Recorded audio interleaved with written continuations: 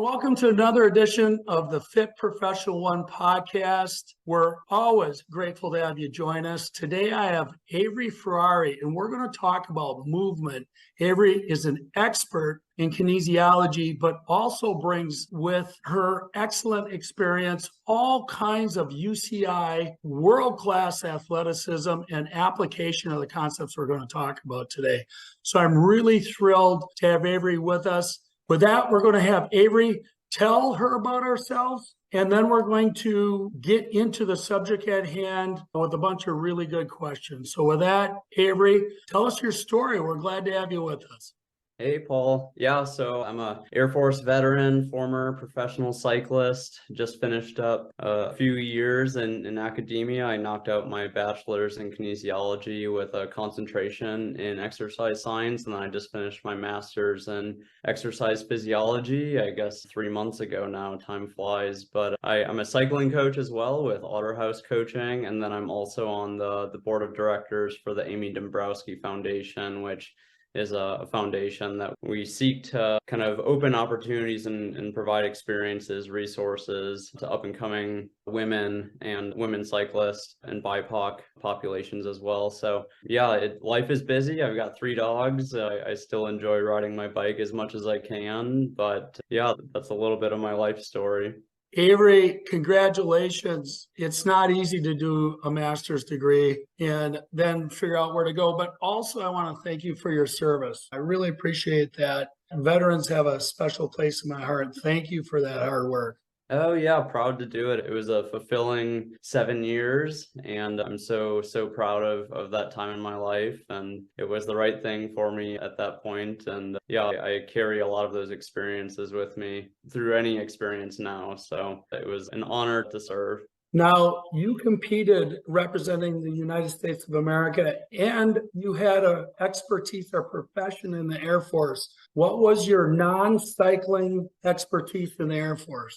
So I was part of a career field called security forces, and essentially security forces broadly is one of the most diverse career fields in the Air Force. You can be a dog handler, you can work with, the missile fields, you can provide base security, law enforcement, there's an investigation branch. But my first 3 years in the Air Force, I was stationed in Washington, D.C. I was a member of the 811th Security Forces Squadron. So our job was to essentially provide inner, outer perimeter security for POTUS, President of the United States, all the way down to 3-star generals. Yeah, foreign heads of state, families of VPs. So that was also exciting. I had to pinch myself even on the job. I have to pinch myself now, like, oh yeah, that happened, so getting to see folks at Secretary of State or Secretary of Defense getting on and off planes a few times a week and being there just witnessing how busy their schedules are, the people who are running this country.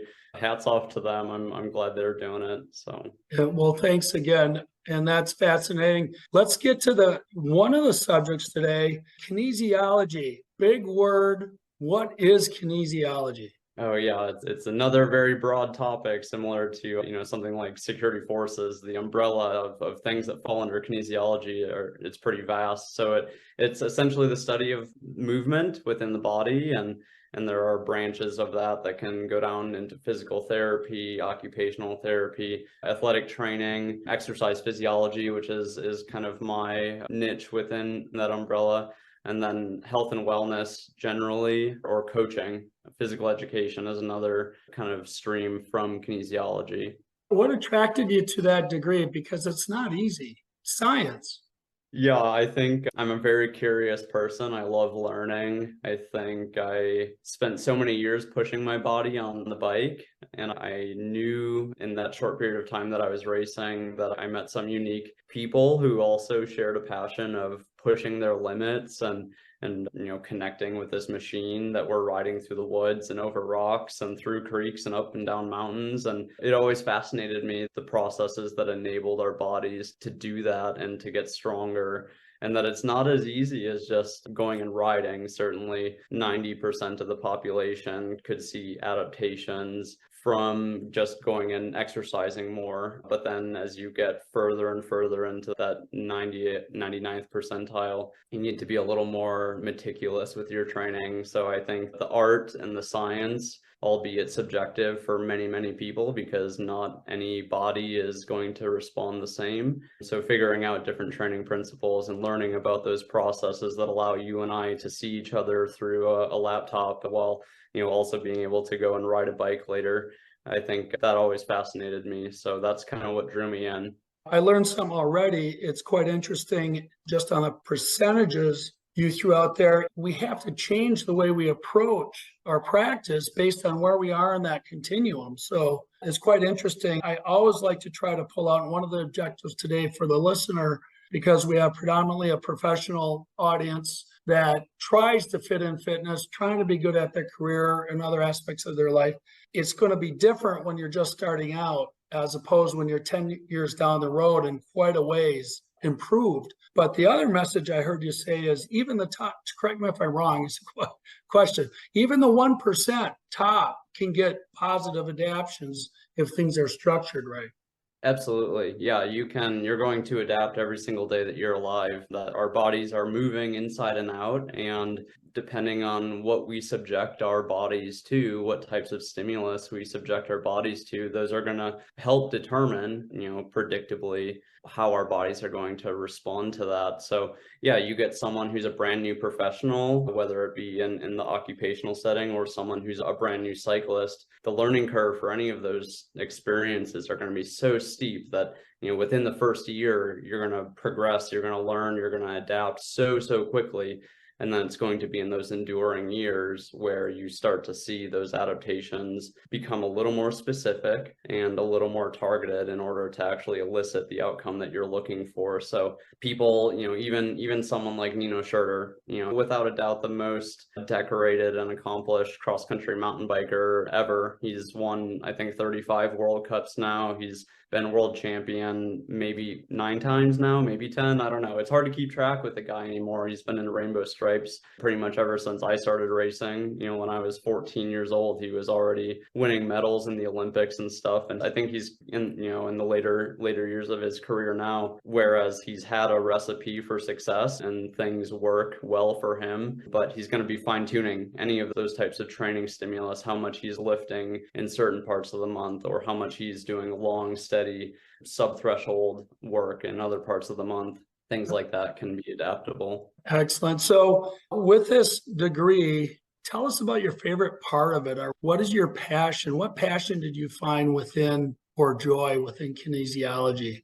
So I went to James Madison University, which is nestled right in Harrisonburg, Virginia. We're right in the Shenandoah Valley, maybe 2.5 hours southwest of DC. And I think the coolest part of my academic experience was to get to work with like-minded nerds who love understanding how to optimize the function of our bodies and to learn how our bodies respond to different types of experiences. And I think the faculty at JMU really, stoked that fire of curiosity for me, and getting to work with them side by side through my thesis project or volunteering for other research projects, ultimately, finishing my graduate program with having undergrad research assistants working for us for our nitrate project, and then also an amazing peer and colleague, the other grad students that were working side by side on their own projects in the lab. I think the lab experience was phenomenal, getting to hook people up to machines and have them run or bike or lift or consume a supplement, and being able to take measurements on the back end of that, how their bodies are responding. Yeah, that was a nerd's dream come true. That's awesome. And I think a good pivot right into telling us about your studies, your thesis study. Why don't we start with that one? I think it's just fascinating.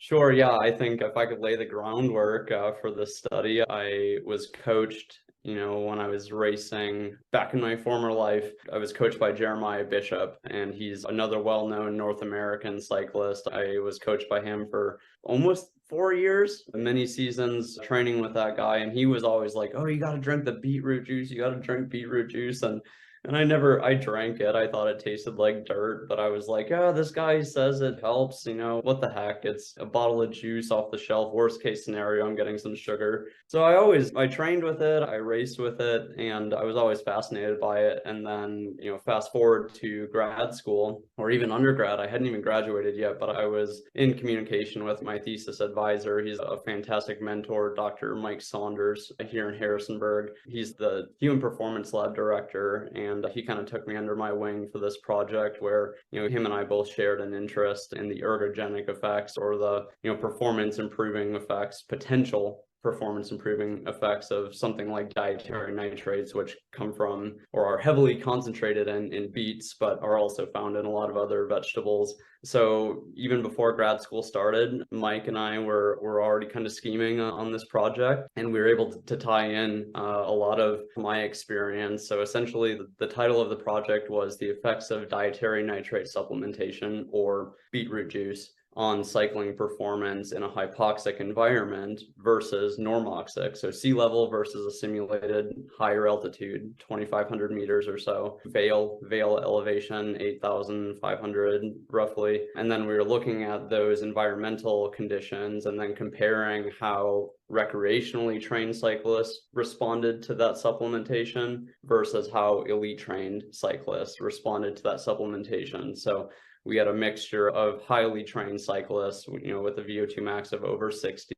I think we had two of our subjects that were over 70, and we ended up with a pretty phenomenal average VO2 max. And then even our recreationally trained, the ceiling for the recreationally trained was a VO2 max of 55. So we had a good range of, between 35 and 54 even for our recreationally trained cohort. So we had them perform a 4-kilometer time trial, which is long enough for us to facilitate or to elicit those physiological responses that we were looking for. Excuse me for the interruption, but again, for the listener who are not cyclists, will you describe what a time trial is? Because it sounds like not a big deal, but it's a big deal. Sure. Yeah. No, totally. Thank you for catching me. I think it's easy for me to get caught in the weeds with some of this stuff. So a time trial essentially is we put you on a bike, we fit you to a stationary bike in our lab. We've got equipment in and out of your mouth. We're taking blood from you. We're taking, subjective measures like rate of perceived exertion, and we're having you ride your bike as hard as you possibly can go for 4 kilometers. So as long as that takes you, I think the fastest time we had was about 5 minutes and 45 seconds. And then, that range, upwards of 12 minutes typically for what it would take to complete a 4-kilometer time trial. So 2.5 miles, give or take, just full gas, as hard as you can possibly go. That's essentially what a time trial is going to be. Really You're hard. trying to Yeah, absolutely. You're trying to complete a set distance in as little time as possible. Okay, thank you. Yeah. So I guess I should probably dumb down nitrates, not dumb down. I should explain nitrates in a layman term. If we could cut out the dumbing down. No problem.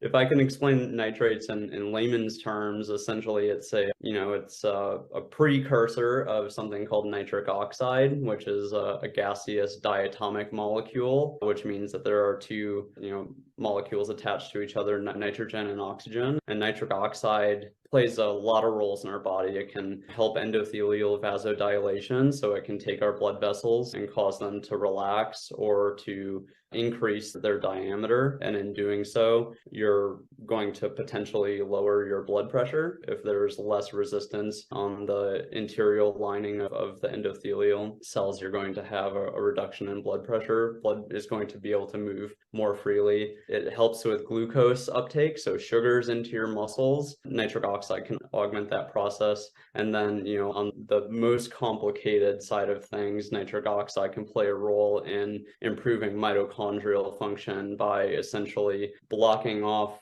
the loss of hydrogen ion uncoupling, which is a measurement of efficiency essentially for an individual mitochondria. If you're losing these ions, that's less energy that can go directed into regenerating energy cells within our body. So nitric oxide has a lot of different roles. And as it turns out, beetroot juice has a lot of I nitrates. need to insert, Avery, one more thing. Can you expand a little bit on what mitochondria are and why they're important in our muscle function? Yeah, so they're the powerhouse of the cell. There you go. So yeah, mitochondria, yeah, they're, these cells within our bodies that are responsible for producing adenosine triphosphate. So essentially where our bodies are able to take glucose and turn that into pyruvate, and then through that process, our body is able to essentially make these molecules, these energy molecules that are called ATP, or adenosine triphosphate, where essentially every time a muscle contracts, even just hands and neck and my mouth and my eyes, essentially a phosphate is being snapped off of that 3-phosphate molecule, and that's causing essentially myosin heads, which are these microscopic components of skeletal muscle, to move and interact with other tissues, other microscopic molecules within our muscle tissue. So the mitochondria is literally the powerhouse of the cell. So in other words, this is how my food bottle helps me go. This is how my glucose in my food bottle gives me more energy, right?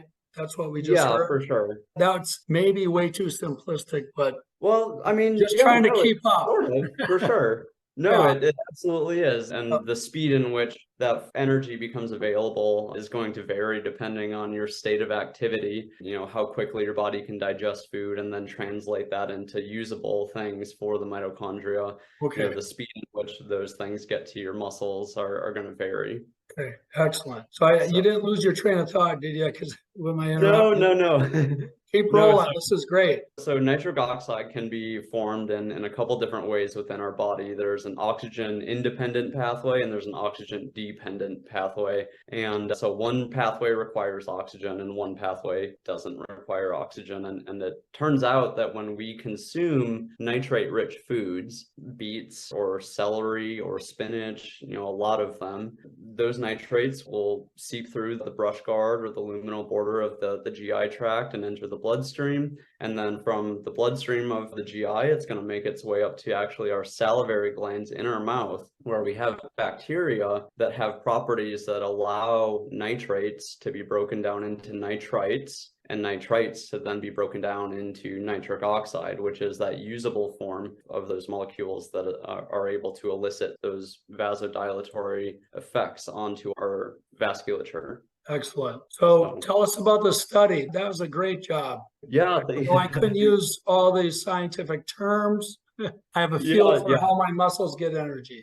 Yeah, I encourage listeners to rewind it 10 seconds every now and then if they miss something. But so there's some evidence that shows that consuming high concentrations of these nitrates can improve exercise performance. And some of those outcomes include a reduction in blood pressure, improved time trial performance or increased power output, reduced lactic acid, reduced oxygen consumption at steady state. So you're riding at a 60 to 70% of your VO2 max. There's been some evidence that shows that nitrates can have an effect on blood pressure and oxygen consumption at those levels. So our study, essentially, we are looking, there's a lot of evidence that shows that individuals with a VO2 max higher than 60 milliliters per kilogram per minute, it's a relative VO2 max, they are not likely typically to see any benefit. There are a couple that show some benefits, but more show no benefits in these populations than those that do.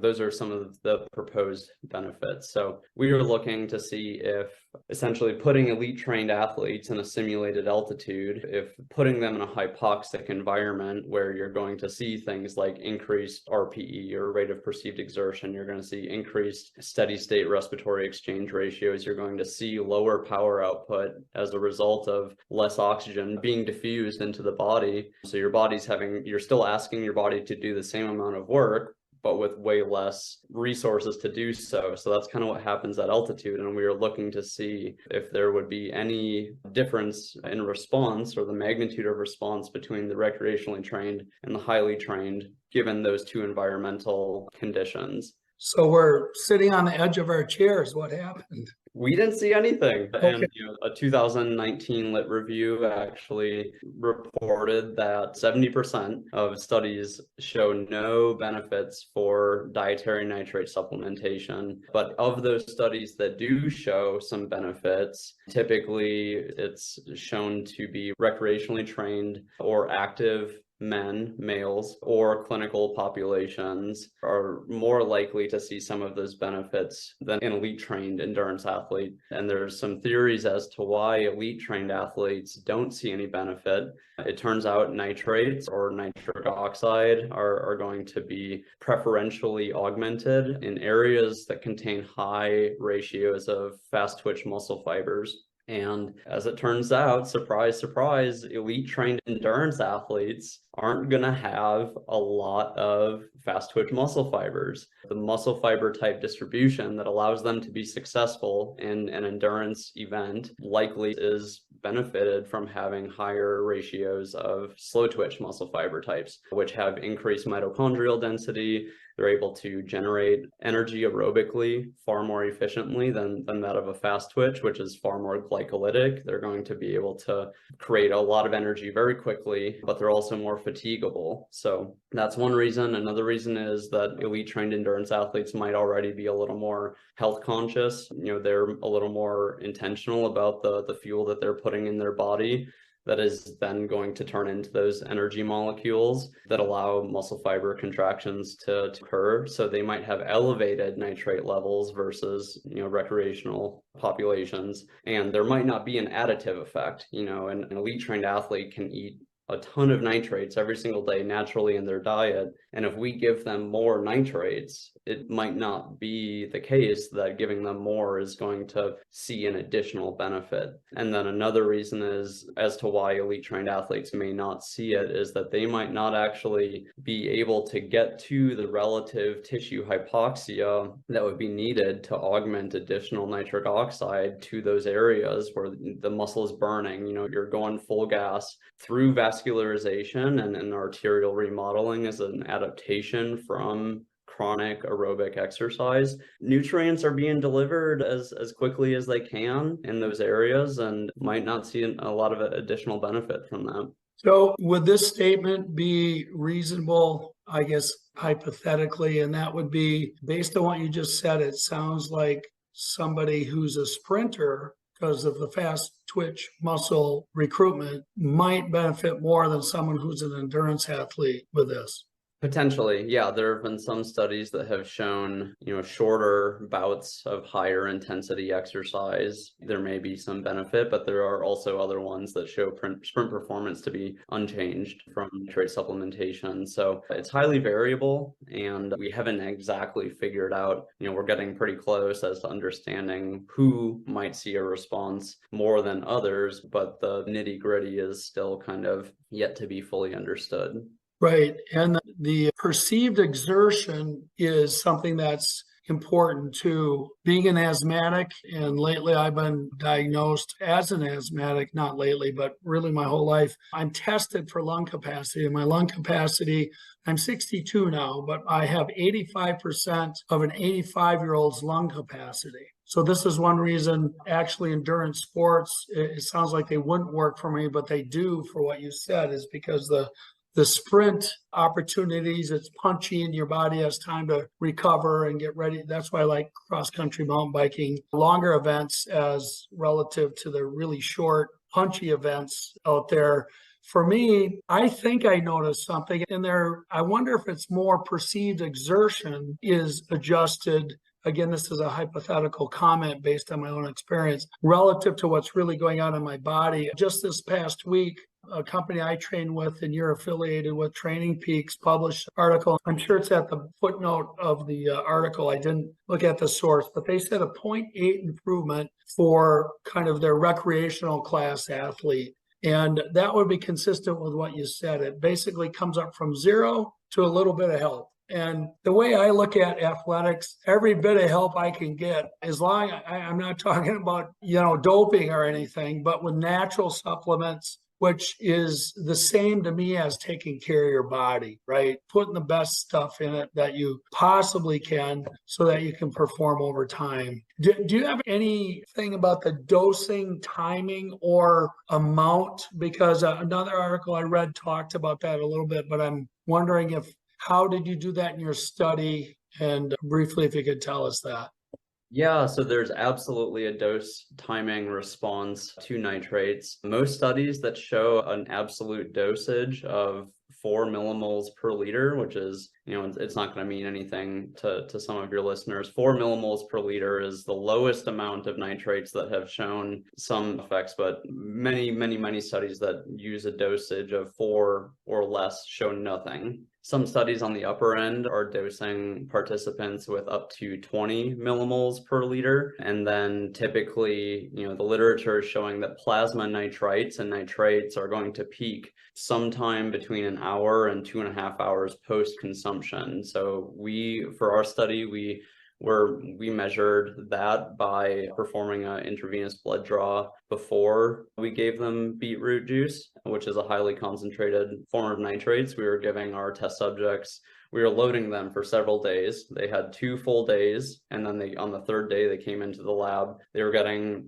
roughly 15 millimoles per liter on day 1, 15 millimoles per liter on day 2, and then 15 millimoles per liter on day 3, but we were giving them the dose at the same time, whereas on the 2 days prior, we were having them split the dose between Monday morning and afternoon. So we would perform a pre-measurement blood draw and then a post-measurement blood draw. We would spin the blood down and pipette the plasma off, dip the plasma in liquid nitrogen, and put it in a -80-degree freezer, where we're still pending some results on those, but the literature typically shows that 2.5 hours is when the peak levels of nitrates are shown to be circulating within your bloodstream. I think this is fascinating. So our listeners, we keep them listening because we have a lot more to get to.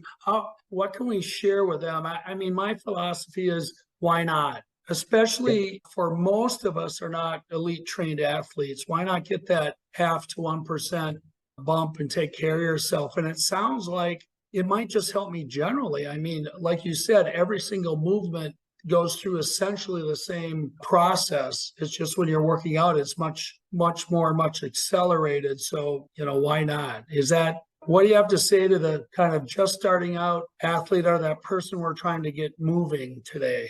Yeah, so I think for someone that's just starting, I think if they have other macronutrient needs addressed, like things like carbohydrate timing, protein, fats, meal timing, what are they eating on and off the bike? If they have that nutrition dialed, if they, have spoken with their doctor and they are cleared, the doctor's aware of whatever it is that they may or may not, multivitamins or iron, fish oils, if they're supplementing with those things, and their doctor is recommending those to them, I would say nitrates would be pretty low on the list of what I think would need to be addressed within someone's overall training plan. And then certainly once all of those other things are addressed, sleep, time of day when you're exercising, how are you polarizing your training? What days are you recovering? If you have all of those other training principles addressed and that athlete is showing a good trend in performing and you're predictably seeing improvements, I would say, if you can afford nitrate supplementation, I don't see any reason, again, as long as your doctors are made aware of it, I don't see any reason why not to supplement with it if you can afford all of the other components. But I wouldn't sacrifice buying a tub of protein for someone and selecting a tub of nitrates. And then also do some research on what brand of nitrates you're consuming. Control for how many millimoles or how many nitrates are going to be within one supplement versus another are going to be highly variable. So do some research on brands that are reputable and have high quality testing standards to ensure that you're actually aware of what it is that you're ingesting. Okay, now here's the huge question. Do you still use nitrates or did you stop? Because you are a highly trained elite athlete. So I think I get a lot of nitrates from my diet. I am obsessed with vegetables. I love raw vegetables. I love cooking. So I'm always in the kitchen, and I do 99% of the cooking in our household. So I try and always make things balanced. But I think from where I'm at, nitrates for me aren't necessarily going to be something that I will incorporate outside of what I'm getting from dietary sources. Typically, what someone would need to eat several dozen beets, raw beets, to get the same amount of nitrates as to what we were giving our test subjects in the lab. So several dozen beets. If anyone's ever eaten or took a bite of a raw beet before, I think limitations of our jaw might manifest before we are able to adequately acquire or ingest enough nitrates to actually cause any sort of performance benefit. Well, I think that is the excellent advice to everybody, is just work on a great diet. You get what you need. Yeah. And that is a great pivot to burnout. Speaking of a jaw that's burned out, that's another thing that, Averi, you've been passionate about and studied. So why don't we jump into that topic, which I think is fascinating for everybody, because we can feel that in all aspects of our life. Oh, totally. And I think it's something that is becoming more well understood. And I think it is evidence. I think the evidence that comes out of these burnout studies is going to help address systemic issues within the idea of the modern work week. I think how we work our workers, how we work them as to what their personality or their limitations or experiences align with. I think organizations, as a result of some of this research, are going to have a better idea of ways to maximize their products that they're getting or outcomes from their employees. So burnout, essentially can be summarized as an accumulation of psychological or physiological fatigue, or the inverse, the degradation of physical or physiological endurance. And, certainly endurance is the inverse of fatigue. And psychological experiences, being at work, having to meet deadlines, being a parent, going to the grocery store, feeding yourself, getting enough sleep, getting enough exercise, meditating, talking to your mom, talking to your grandma, paying taxes, all of those things can impact our physiological function. And when someone is exposed to chronic stress, there are a lot of downstream effects that can snowball into kind of this death spiral where it can be tough to get out of without the proper type of intervention for that burnout. Excellent. And boy, we've all felt that. So if I do something hard physically or hard mentally, it impacts the other. So what is that process? Are there hormonal changes? What's going on there? And what can we do about it? Totally. So some of the symptoms of burnout can be described, or burnout can be diagnosed from three kind of general components, which is emotional exhaustion, depersonalization of care, or depersonalization within your personal interactions, or a loss or impairment in your professional accomplishment or your personal worth or job satisfaction. Reductions in those three components are typical of someone who would be diagnosed with something like burnout. And while the diagnosis side of things isn't necessarily what I was studying, or the psychological side of things, it was more so the physiological impacts of burnout. And there's a surprising amount of overlap between exercise physiology, things that you would need to address, the recovery needs or stimulus needs of an athlete, as there are for someone who's just clocking in, clocking out, doing what they need to do to survive in a modern workforce. There are similar responses to those types of stimulus. So yeah, chronic fatigue, memory loss, increase in headaches. There's some evidence that shows ulcers can be a byproduct of chronic stress or burnout. Impaired hormonal regulation, cortisol signaling can be impaired, which has an impact on almost every single cellular process in our body. So when you start messing around with that stuff, you're going to see those symptoms like fatigue, where sure, you could definitely benefit from going out and being active, but someone who's experiencing those physiological symptoms of burnout, getting out the door for them is going to be more challenging, even if something like performing mindfulness, meditation, or yoga, stretching, journaling, gratitude, journaling, those things can have a reduction in sympathetic or your fight or flight. It can have a relaxive effect, and exercise, post-exercise can have some of those relaxation benefits as well. So it's a snowball effect for people who fall really deeply into burnout. So you touched on a couple of recovery items. So let's expand on that, because it is the real simple takeaway for people. They have to work in recovery.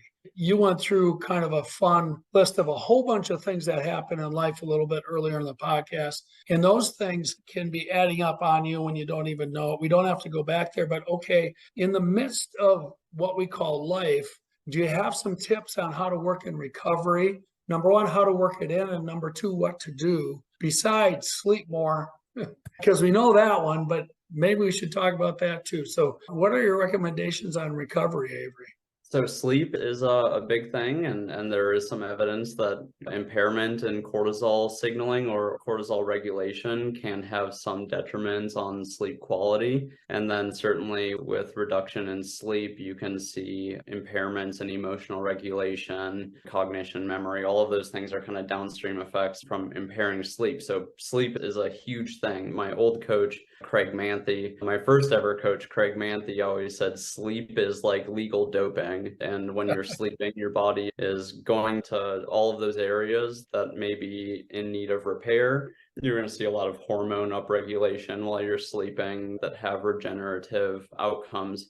Things like just maintaining hydration. Your body is made of a lot of water, and it relies on a lot of those hydrogen and oxygen molecules that are coming from water to maintain optimal homeostatic regulation within the body. So nutrition is another thing. If you are kind of minimizing the peaks and valleys in which you're consuming protein, if you're kind of getting a steady drip of protein throughout the day, you're going to see much more well-rounded peaks and valleys of something called fractional synthetic rate, which is essentially a measure of protein synthesis or protein uptake. So nutrition is something that someone should absolutely consider in order to kind of like maintain that energy intake, to make sure that those systems are working the way they should. Not necessarily, someone who is in manual labor, someone who is in landscaping and is moving massive rocks in 100-degree weather is going to have very different recovery needs than someone who maybe is working in a grocery store, who is restocking shelves, or a financial advisor, or someone who's on their feet all day may even, need to tailor their recovery. So all that is to say, someone who is able to put in a lot more work out of the office, so to speak, someone who goes and rides for 5 hours, who works a desk job, versus someone who goes and rides 5 hours, who works manual labor. The person who works a desk job is going to have slightly, on average, we're generalizing here, they're going to have less physiological expectations placed onto their bodies than that of someone who's performing hard landscaping. I got it. And I hope the listener picked off that everything Averi just went through works. And I loved your examples, right? Because professionals can benefit exactly the same way as athletes. It's just maybe the magnitudes and the amplitude of the waves are different, but it's all the same. So number one thing, listeners, is get caught up on that sleep, the legal doping phenomena. I love that. Easy to remember.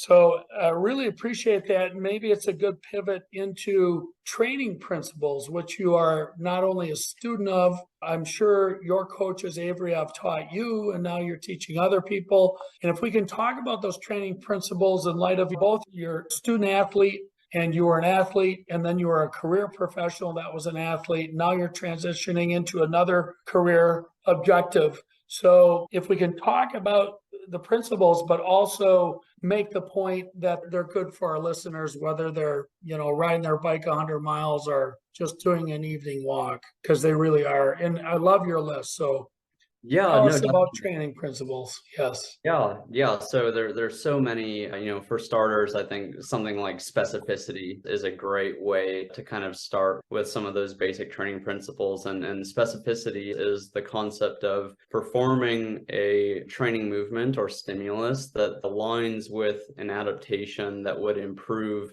the performance outcomes of the sport that you're training for. So someone who is a tight end on a football team, it's not going to make a lot of sense for them to be spending 25 hours a week on a bike, whereas, an elite trained endurance athlete isn't going to benefit from throwing pads on and getting laid out on a football field and performing deadlifts and squats, more of those strength and power, strength, hypertrophy type of movement. So specificity is literally just doing the type of work that would benefit what it is that you're trying to perform better at. And then, If I could interject right there, we could take your sentence about specificity and alignment with an adaptation and bring it into almost any role in any organization when we're trying to improve performance. So that is already an excellent takeaway. So intentional adaptation is where you actually start. And then, did I get that right? And then you determine what to do based on that. yeah, it's more so intentional stimulus, and certainly, general adaptation syndrome is going to be stimulus plus recovery is going to elicit adaptation, and certainly we can aim to achieve X, Y, or Z adaptation the best that we can, but that's mostly augmented or controlled through the stimulus first. So the stimulus would be like, okay, I went and did 50 miles on the bike.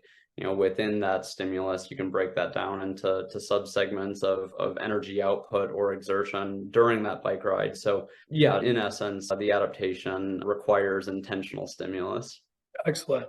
So keep going. I apologize with the interruption, knocking you Oh, off no, here. no worries at all. So then you have periodization, you have overload principles, individualization. Individualization is something where, if we take our landscaping example versus an office worker, how are you going to individualize that person's schedule or occupational demands that you're able to maximize their training without digging them into a hole? So taking some of those off the bike or off the field considerations into how you're going to be structuring that person's training. Overload is a concept where you're going to need to progressively, if we're talking about a macro cycle or even a mesocycle, you're going to need to progressively increase the amount of stimulus in order to see continued adaptation. If you do the same stimulus over and over and over again, you're going to plateau. You're going to see a reduction in that response. So you're going to need to incorporate some of those modifiable variables, which can be the number of reps you're doing, the number of sets you're doing, the time of recovery in between sets, the time of recovery in between reps,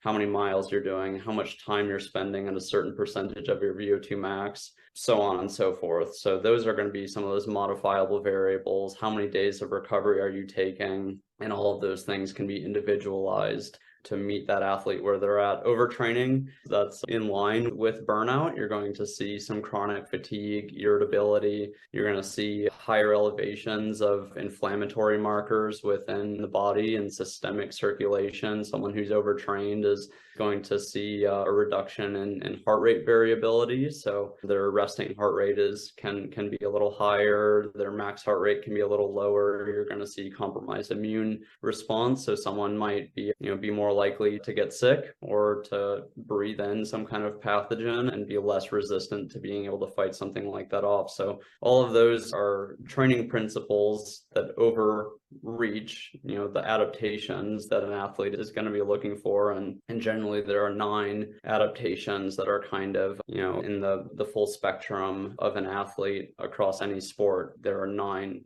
of those adaptations that can be manipulated to, or the stimulus can be manipulated to achieve a certain adaptation. What are those 9 quickly?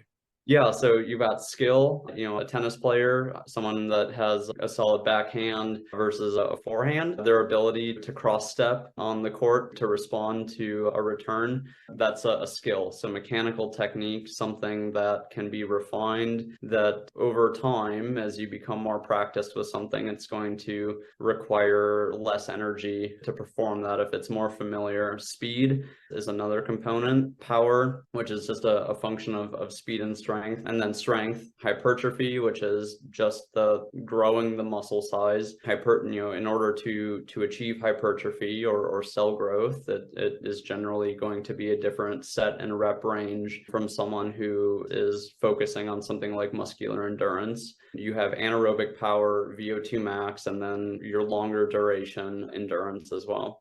Excellent. And what occurs to me again is in my mind, as you're talking, Averi, I'm referencing the National Aggregate Sand and Stone Association they have a weekly podcast on safety, and they were talking about the industrial athlete. And what was so cool about it is they talked about training at home so you essentially are competing at work, right?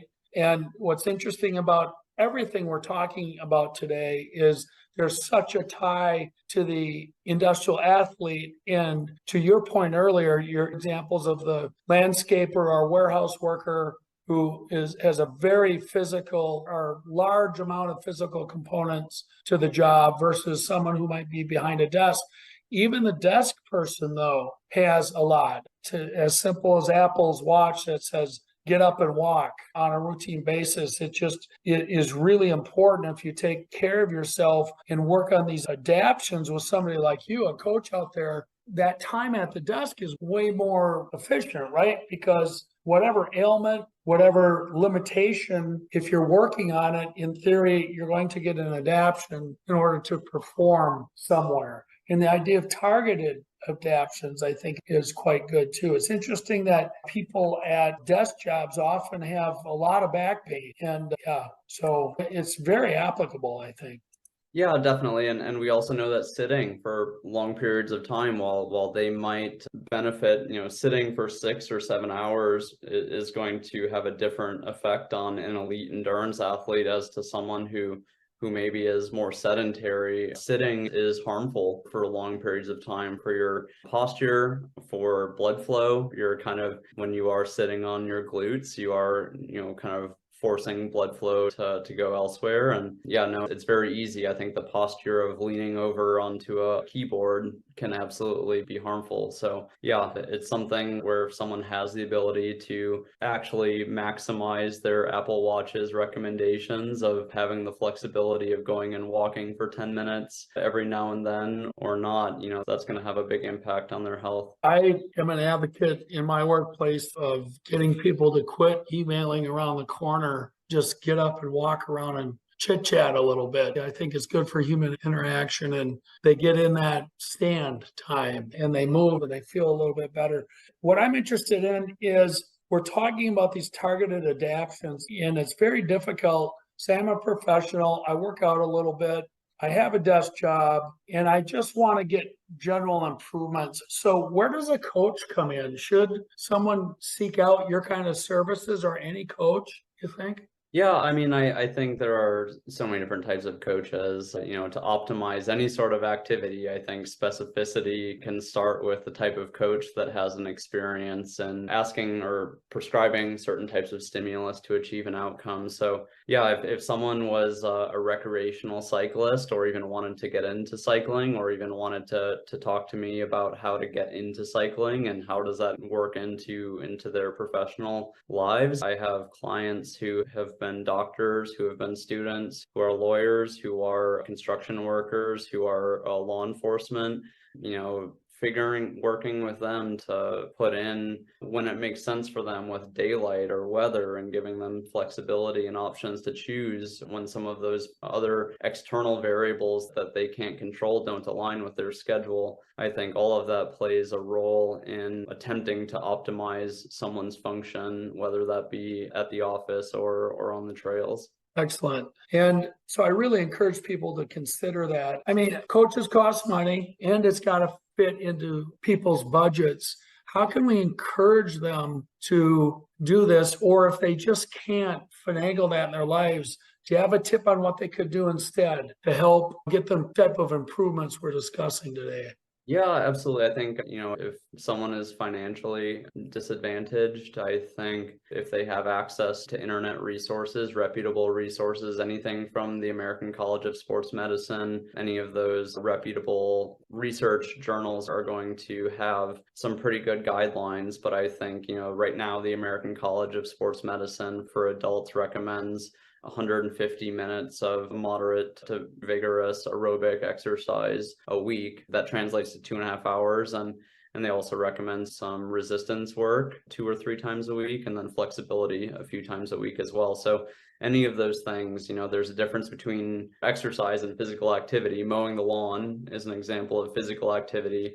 Exercise would be more so, going for a run, being intentional about modulating efforts based on the desired outcome of exercising. And another thing I always tell my clients, I think culturally weight is used as a metric of health. I discourage clients from using a scale. I think it's not telling the full story. There are things that are wonderful things that are happening inside someone's body after performing physical activity or exercise that can't be quantified on a scale. And certainly over a period of time, a scale can be used to track something like weight. It's not going to tell the full story of adaptations, and there are adaptations that are going to occur way faster than you're going to see a serious change in that range that you're seeing on the scale. And another thing is I think the number on the scale is heavily influenced by your hydration status, how much you've eaten. The temperature is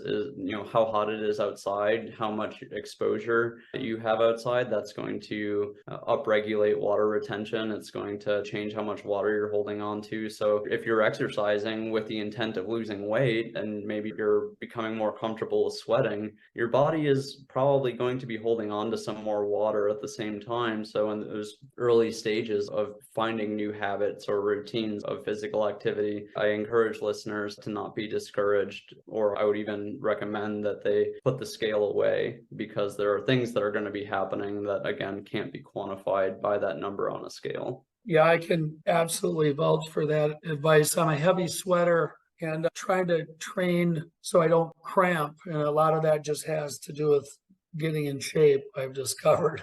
And for instance, on a hot day, I'll hydrate the best I can without feeling bloated going into whatever long workout I'm going to do.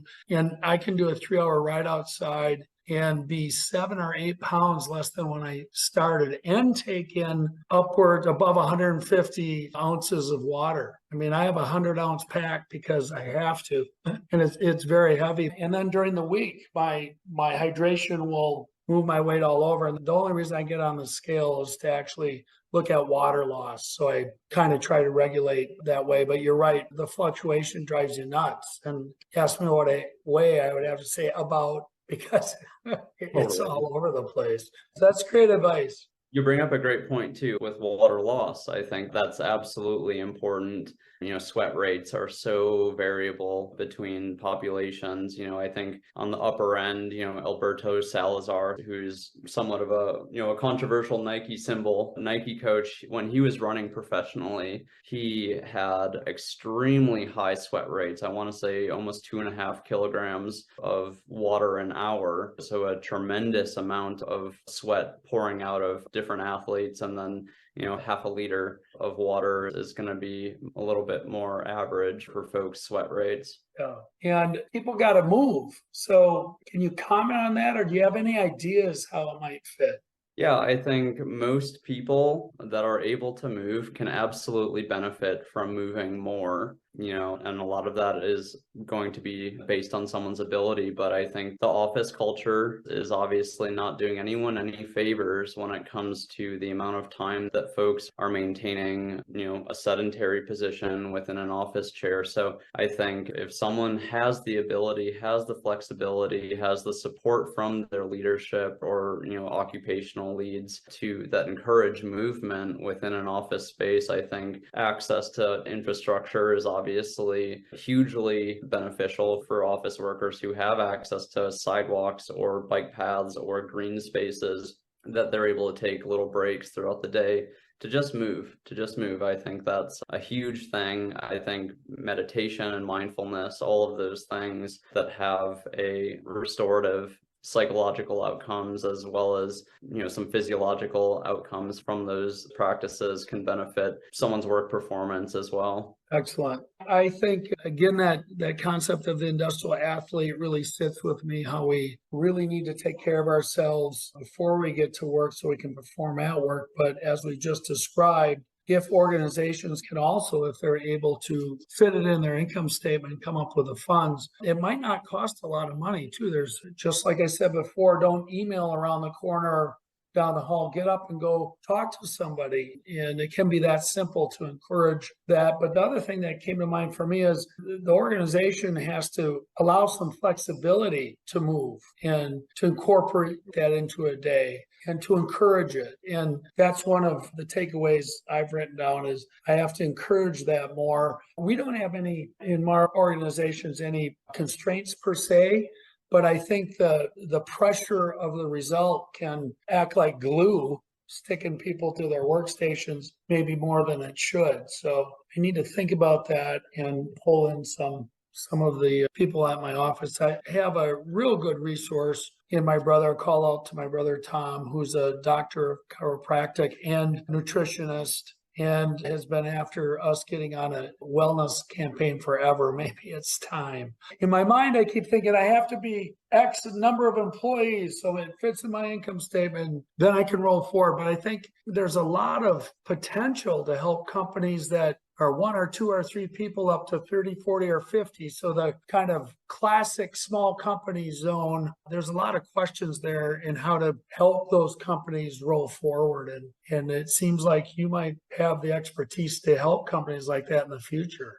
Yeah, that would be something I would definitely be interested in. I think addressing this idea, the modern work schedule, I think we have instruments to measure responses to different types of stresses nowadays, things that when the 40-hour work week was established, we didn't have a great idea of what some of those responses could be. And I think, different generations are going to be brought up to achieve, or, they're going to perform the way that the previous generation is instructing them to perform. And I think understanding hormonal impairment and regulation, that those downstream effects of burnout, I think it calls into consideration on how we structure ways in which we work. And I think it makes sense that from an athletic standpoint, Joe Friel, well-known author and coach, says you should only perform the bare minimum of stimulus that allows you to achieve the maximum adaptation. And I think working people into the ground is going to put them into that risk of a burnout death spiral, where they are going to see impaired sleep, impaired intentionality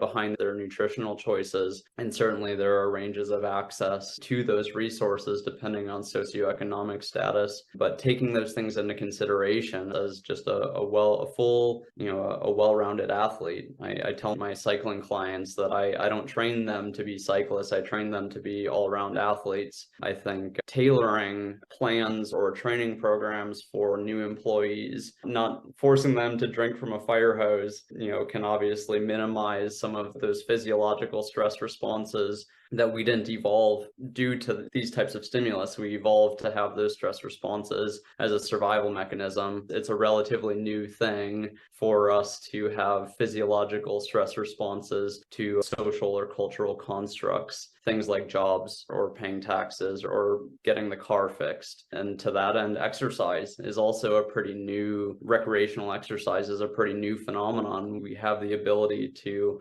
move our bodies in this way, but in past generations, the idea of going and burning unnecessary energy that wasn't going to allow you to gather or hunt or protect or evade predators or acquire energy. Exercise is it's a privilege that people in our day and age have access to knowledge that people can optimize what they're getting out of it.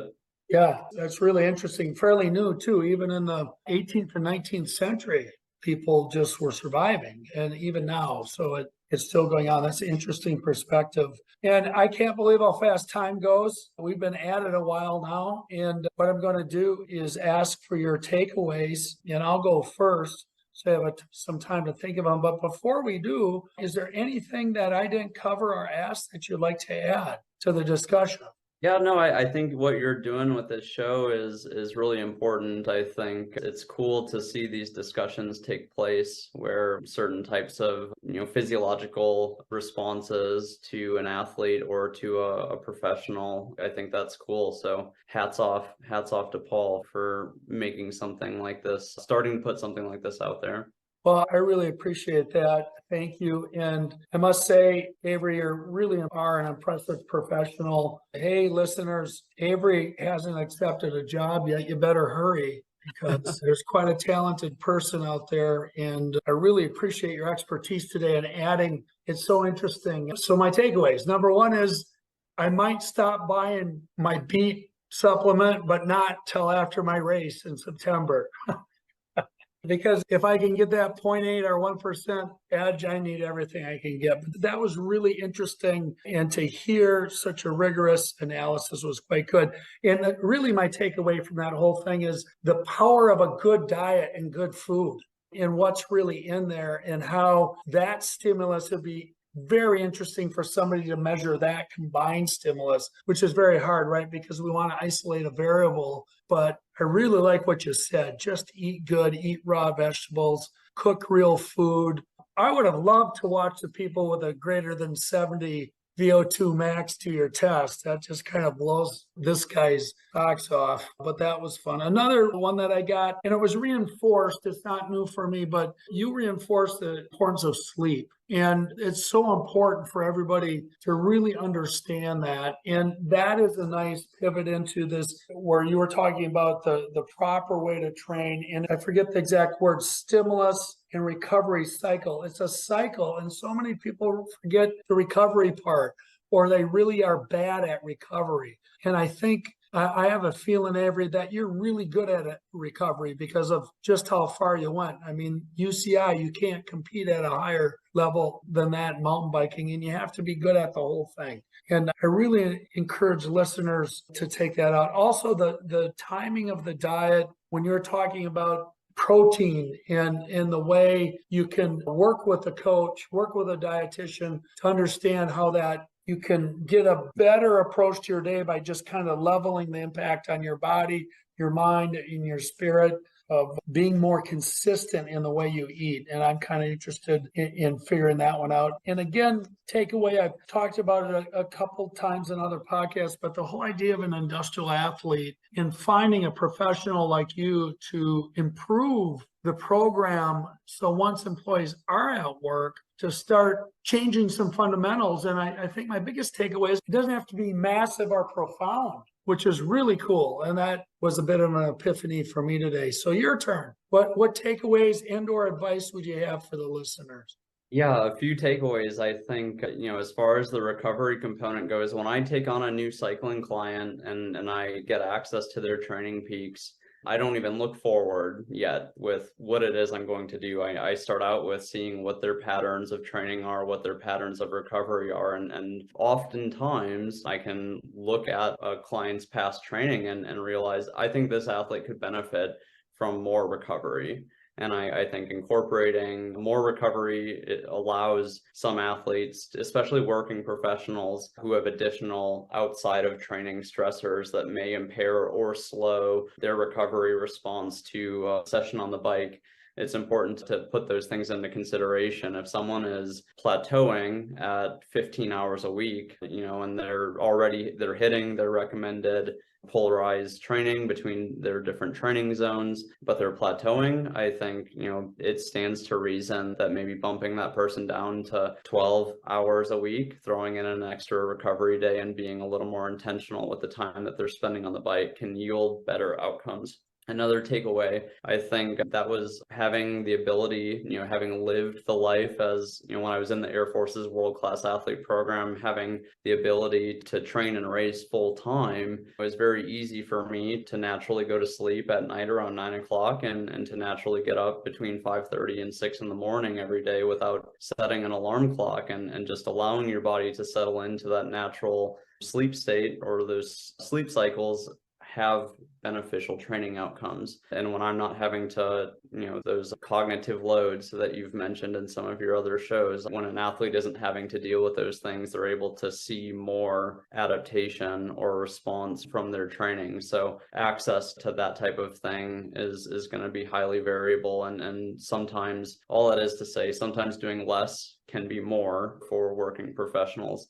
And last takeaway, I think as far as the nitrates debate goes, I think, a lot of those studies that are examining the responsiveness or efficacy of the ergogenic properties of dietary nitrate supplementation, the studies are taking place over the course of 4 to 6 weeks per test subject. There's a lot of evidence that shows that 4 to 6 weeks is a time frame that can show tremendous variation in someone's fitness. So just because we don't necessarily show that beetroot juice showed an improvement in time trial performance, it doesn't mean that there wasn't anything there. It's just that the beetroot juice effect wasn't loud enough to suss out or to drown out the noise of variability in fitness over the course of that time period. So there can certainly be things that are happening that might not be translating into the instruments that we are using to assess outcomes. So it's not necessarily it works or it doesn't work. In some cases, it can just be we didn't measure the thing, or we didn't have instrumentation sensitive enough to measure a physiological outcome that we can absolutely credit to someone ingesting a bunch of nitrates. Excellent. I appreciate that. So maybe I'll keep supplementing because yeah, you might as well. Yeah, as long as you don't have any GI distress or headaches from it and your doctor's cool with it, I think it doesn't hurt. Yeah, excellent. I would add to my takeaway too that listening to you speak, Averi, it's deliberate practice is kind of part of the human condition. If you want to get improvement, you have to have intention with what you're going to do and target in a very hopefully logical and applicable way what you want to improve. And also, we can't get everything done at once. We have to target things, get some progress, recover, target something else. And that concept alone is, I think, really valuable for organizations and professionals, because if you go back and listen to this podcast and listen to Averi speak, if you just insert organization where you're talking about competing on bikes or such, or as an athlete, insert professional, it's so applicable. It just kind of fits right in because we're human beings in both pursuits. And the human condition needs this kind of impact. So with that, I want to thank you again for your service. Thank you so much. It's been a pleasure to get to know you, Averi, and I wish you the very best and appreciate you being here. Thank you. Oh, yeah, of course, Paul. Yeah, and I think I actually did think of one more takeaway that Sure. real quick, if that's okay with you. Yes. Yeah, so I think similar to a team sport, if one player, take soccer, for example, is coming into the season in a detrained state, someone who is not as experienced or a new worker is coming onto a team, someone who's in a detrained state is more likely to reach their capacity quicker than someone who comes into that with experience. So keeping pace with peers is likely to overextend someone quicker if they're in a relatively detrained state, which runs the risk of something like burnout or injury, surpassing the limitations or capacities for your cartilage to withstand changes in direction in your knee. Things like that should be taken into consideration as well, where someone is showing up for the season in terms of what type of stimulus you're going to throw at that athlete or worker. I really like that. So a warehouse team has a pace and a new team member. That makes such good sense. That's an excellent takeaway for everybody to try to figure out what that is, try to figure out what that performance gap is, and then deliberately train it. So excellent. Thanks for adding that. And again, I want to thank you. Yeah, great to have you with us. I appreciate everybody tuning into another episode of the Fifth Professional One podcast. Don't forget to like, subscribe, and share so we can continue to have pros like Averi to get their message out and help us perform and live our best lives. Thank you for tuning in. It's time to get to work.